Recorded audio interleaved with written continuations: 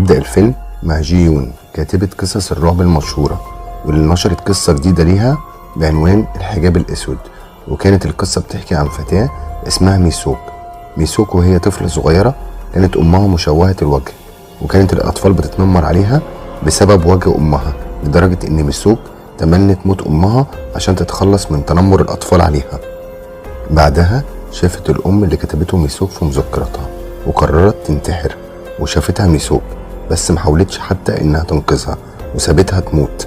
تستغرب ميسوك لما بتشوف القصة قدامها اللي محدش غيرها كان يعرفها، هي وأمها اللي انتحرت. بعدها بتبدأ صور القصة تتغير للواقع لحد في النهاية ما بتموت ميسوك بنفس الطريقة اللي رسمتها جيون في القصة المصورة. وفي اليوم التاني بتبدأ الشرطة في التحقيق في الحادث، وبيشوف الضابط صورة ميسوك في القصة المصورة. بعدها بيروح الضابط المسؤول عن القضية للمشرحة علشان يعرف نتيجة التشريح، وبيقول له الدكتور إن ميسوك ماتت منتحرة، بس الضابط ما كانش مقتنع إنها انتحرت. بعدها بيروح الضابط لجيون وبيسألها عن القصة اللي شافتها ميسوك قبل ما تموت، وإن لو في حد تاني شاف القصة دي ولا لأ، لأنها ماتت بنفس الطريقة اللي في القصة. بتقول له جيون إنها بتشتغل لوحدها وإنها ما تعرفش حاجة عن موت ميسوك. بعدها بتبدأ جيون بنشر قصة جديدة بعنوان الحانوتي، وبتحكي القصة عن شخص اسمه جو وبيشتغل حانوتي، وقتل مراته لأنها مريضة وهو زهق من مرضها. وأثناء ما بيقوم جو بتحنيط مراته بيلاحظ إنها لسه حية، بيمشي الدكتور اللي معاه وبيكمل موتها.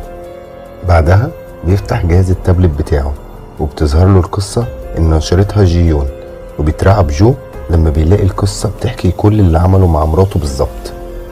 ولما بيحاول يهرب بتمسكه جثة مراته بتوقعه على الأرض.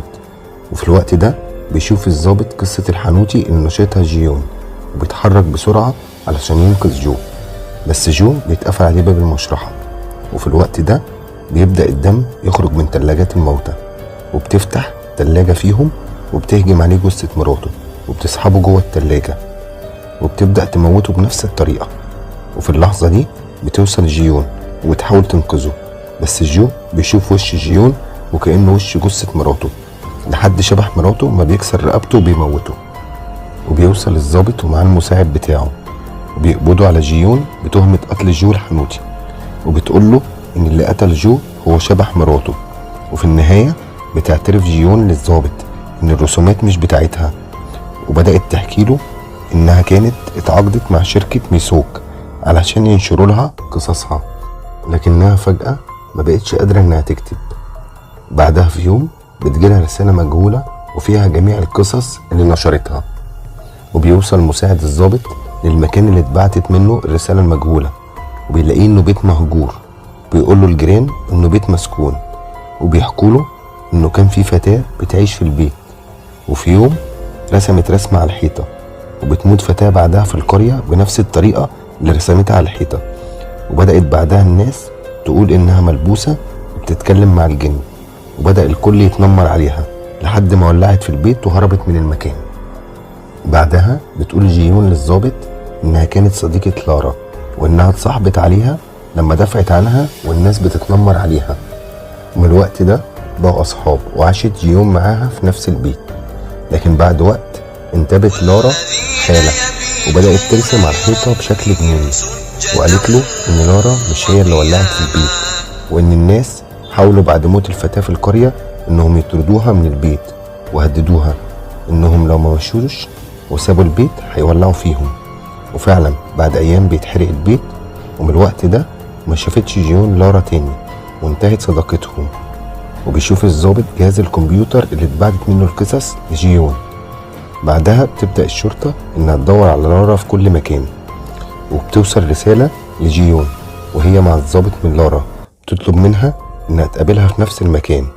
تسرق جيون عربية الضابط وبتهرب وبتروح للمكان، ومجرد ما وصلت هجم عليها شخص وخطفها. بعدها بنعرف إنه مساعد الضابط بيبدأ إنه يسأل جيون عن مكان لارا، واللي بيتضح من كلامه إنه من سنين صدم فتاة صغيرة وعربيته وهو ماشي بالليل، ولما خاف على مستقبله سابها ومأنقذهاش. في الوقت اللي بيحاول مساعد الضابط إنه يقتل جيون بيسمع صوت وراه وبتظهر له الفتاة، وفي النهاية بتخليه يموت نفسه.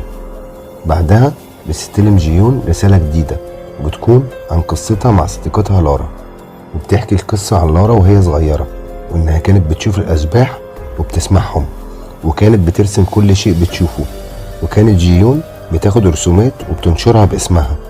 ولما عرفت لارا ولعت في البيت وحرقت كل الرسومات، وقالت لارا لجيون إنها ما تنفعش تنشر القصص دي لأن الأشباح هتموت الأشخاص اللي مرسومة في القصص. وبيتخانقوا بعدها مع بعض، وبتقتل جيون لارا وبتاخد باقي الرسومات وبتهرب من البيت. ومن وقتها جيون بتعيش بشخصيتين، شخصيتها الحقيقية وشخصية لارا، علشان تخلي الأشباح تساعدها إنها ترسم قصص جديدة.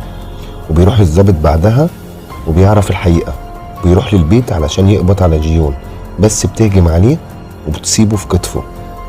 وبيشوف الضابط إن جيون رسماله رسمة وهو بيقتل المساعد بتاعه، وإن مش الشبح اللي موته، واتضح إنه خرجت من الضابط رصاصة بالخطأ قتلت المساعد بتاعه، وإن الشبح مش هو اللي موته. بعدها بيمسك الضابط المساعد المسدس في إيده وكأنه انتحر. ولما بيحاول الضابط إنه يقتل جيون بيظهر له شبح المساعد بتاعه تاني وبيقتله. وبتستمر جيون في نشر القصص وبتشتهر أكتر وأكتر، ولحد هنا بينتهي الفيلم. لو عجبك ما تنساش اللايك والاشتراك في القناة.